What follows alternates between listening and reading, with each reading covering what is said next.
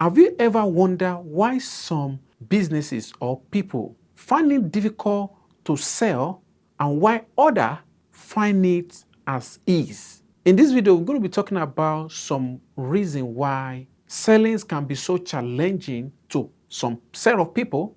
Other people find sellings as, as easy as anything. So when we're talking about selling, when they see any potential, like business people, when they see anybody who say hello to their, either to their offer or to their type of product that they already created, the first thing that goes to their mind is, how can I sell this person? It doesn't really work in that way, because if all you know is just to sell, it's going to be very hard for you to even make a winning sales. So in this conversation, we'll be talking about why people need to first and foremost not to have the passion to sell, but to make their offer more reliable and more solution driving compared to selling. Because if you have a great product, you have a great services, you have a very well packaged offer that address issue, it's very easy, because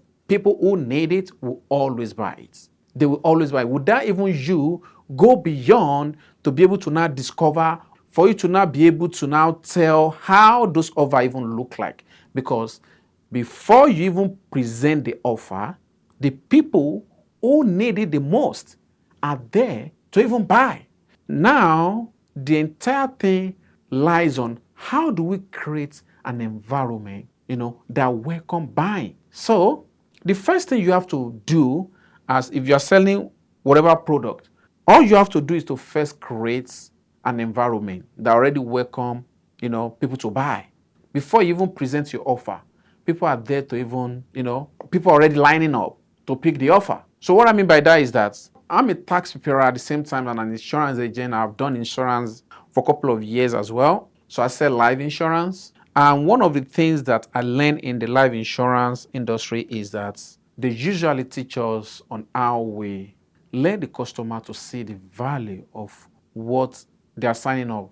Especially, I usually write IUL, which is called Index Universal Life. I write term life insurance. Some I write, mortgage protection. And all these, like mortgage protection is just like a term life insurance. But people who can be able to take that aspect of mortgage protection, you must have a home. Because when you have a home, you are not protecting the home per se. It's you that the coverage is covering. But I think they call it mortgage protection. So sometimes I ask some of my upline, like, why should we call this product mortgage protection? Because if the owner, this is where I understand it, the mortgage protection work in a way that if the owner of the house, peradventure anything happen to the owner while he still owns the mortgage and he have a beautiful family, now the policy can pay debt proceed to the owner. Just like when every mortgage, your lenders or the bank, anywhere you get the money from to purchase the house, they have home owner insurance on your property. So now if anything happens, it doesn't, covers those people in the house. Or if someone just lost their house, what they just do is that they will take the bank, just want to make sure that they get their money. So the same thing in the aspect of mortgage insurance. Mortgage protections allows the homeowner to take an insurance coverage on himself or herself in order to be able to protect the home in case if anything happen along the line. Now, let's say maybe during the time that the homeowner is leaving that house, then maybe death occur. Then the spouse of the owner can easily, file a claim with the insurance company and collect the money and then pay off for the mortgage, because the range of the policy that they usually write on the mortgage protection is around the amount of value. So let's say if you buy a house of $350,000, you might have a mortgage protection of $350,000. It can be even, or depending on your income, you can just tell them to make it $500,000. Like me, I have something like that, more way than what my house was. So, but what goes there is that in the insurance industry, they literally let us know that you have to be able to let the customer that you're trying to sell the insurance to, let them know the value of what they're buying. So when they know the value of what they're buying, there's a guarantee that they are not going to stop the policy. Because if the policy gets stopped, there's what they call within the 12 calendar months, then the issuer is going to charge the agent. We call it chargeback. So the agent that wrote the policy, there's always a chargeback, because one thing in insurance is that when you write a policy, the insurance company go ahead and pay the agent, the commission for the entire 12 calendar months, hoping that, the insured is going to pay. So now what happened is that in that area of industry, they let us know that we shouldn't have the zeal of selling, but we should have the zeal of letting the customer know the value of what they are purchasing. So if they understand the value, then it's very easy for us to sell more. Now, meaning that we have to first and foremost create the environment that's going to already welcome the selling. So if you create an environment that does not conducive for a sales to take place, if you force the sales will always rejected in one way or the other. So now, just like let's say trying to sell a particular product. Let's just say a product. Let's say you sell particular product, you sell a product, and here's the buyer. So here's the seller. Seller is you. You are the seller. Okay? Now you see the gap between the product, the buyer, and the seller is called a desire to buy. Now, if you, the seller, did not create this side of desire to buy, no matter how you try, the buyer is not going to be able to show no interest. Even if you try to pitch them, it will not go, because that particular time probably is not the right time. And then if you try to force the buyer into the purchasing of the product, it's going to be a chargeback. Or maybe they take the product, then a day interval, then they say, okay, they are no more interested, they need a refund, because you did not create an environment. You did not create an environment that welcome the buyer. So what are the major things, setbacks in this type of environment to buy? There's a lot of no's, because if you master the art of selling, it's very, very easy to sell. Because if you create an environment that welcome buying, making sure that the people that you are trying to pitch to understand the value in your process, and then knowing fully well that this process can be able to address that problem. Because if they know that the process cannot be able to address that problem, then there's no way they want to create a desire to buy. So, and sometimes some salespeople use conviction. Conviction is quietly different from persuasion. When you are using a persuasion, that means you are helping them to make decision. They know they need it, but you are helping them to make decision for them to take an action now. That's in the aspect of persuasion. Persuasion doesn't mean that you want to force them to buy, but those decisions, they already make it, but they have not concluded. But you are helping them to make a fast conclusion on that decision that they already make. Because if they don't make a decision, if they have not made no decision, then there's nothing like selling. Selling is not going to happen, So, but if you meet anyone who already have a desire to buy a particular product, let's say he has a problem, and then your solution is the best, is the end result for that problem that that person has. But it depends on how you present it. Not only them, because sometimes people may not know that your offer has a solution until you let them see the value in that offer, that, yes, I know you have this problem, but here is the thing that can be able to allow you to be able to accomplish that thing that you're looking for. So you trying to let them know that before they think about their problem, you already think about the problem and you already have a solution for it. And here is the solution. And now, if you don't present it in a way that they can be able to easily understand and digest it, then it becomes more challenging for you to create a base environment that's going to welcome selling.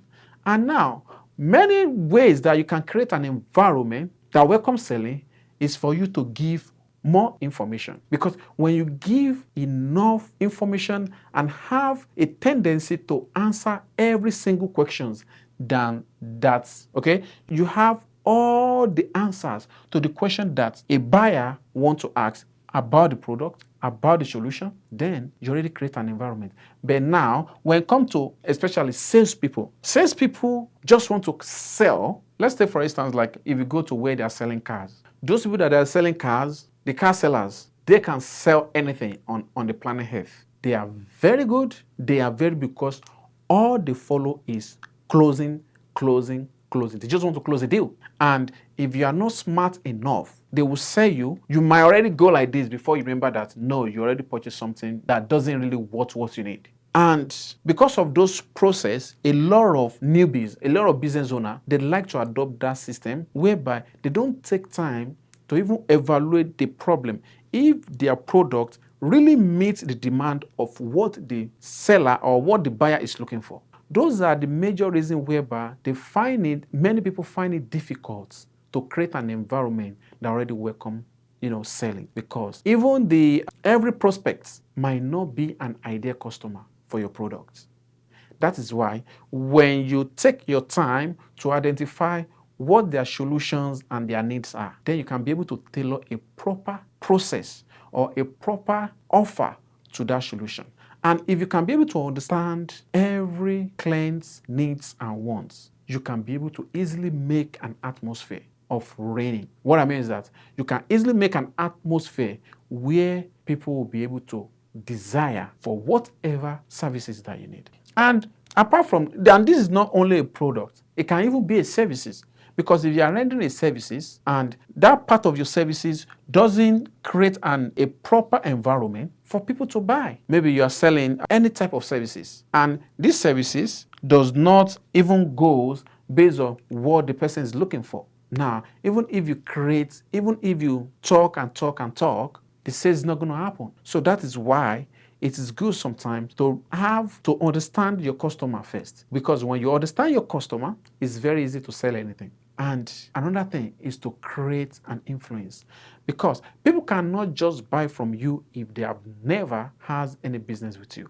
Because people associate feelings. People associate their willingness to patronize with only if they have already seen you or someone have already buy from you. And again, they have hear some good news about you, about your services, about your product, either through reviews or a friend of them or family friend have already purchased that particular process that you have or that particular product or offer that you are bringing in the marketplace. And someone have already attest to it that, oh, these services or this product have helped me in one way or the other. Now they will develop an interest. That's one of the great atmospheres of selling. But if nobody creates a feelings about your product, or there's no review about your product, or there's no connection, and you are just meeting them in the first time, it's a little bit challenging. And most of the salespeople, they don't even like customer to ask questions. And if you can develop the idea, if you can develop a process to create a room for customer to ask as many questions as possible, trust me, you win the case. But if you don't allow customer to ask questions, even if customers say they don't ask questions, then you ask them, what about this? Do you have this question? What other question do you think we can be able to answer for you? Because the more you give them a room for them to talk, to ask more questions, the more they know that you have their interest and your solution is going to be the best of the best for their problem. Even if they know, but giving them the ability to be able to make an informed decision on the first part, make the whole conversation on a different level. So there are a couple of things. So those are the major things that allow some people to sell more, while some people don't sell more, which is, again, if you are selling a product or services, you must be able to have confidence in the product that you have. Because if you don't have confidence in the product you have, how do you want to create an environment for selling? So, and the majority of challenges is that, especially when you really need to make that sales. And when you really need to make that sales, that particular time, you don't even want to pay attention to what the customer's problems are because you just want to close the deal. And doing so may even make you not to even sell. That's why people face these challenges. Either you're a newbie or you're an entrepreneur, because everyone wants to sell. But if you can take your precious time to understand what the challenges, what the needs of your customer are, there's probability that you will make exponential sales beyond your imagination. If you know this, you have learned one or two things from this conversation, okay, give it a thumbs up, and we look for you to see you in our next episode release video. Thank you, and stay by the best. Peace.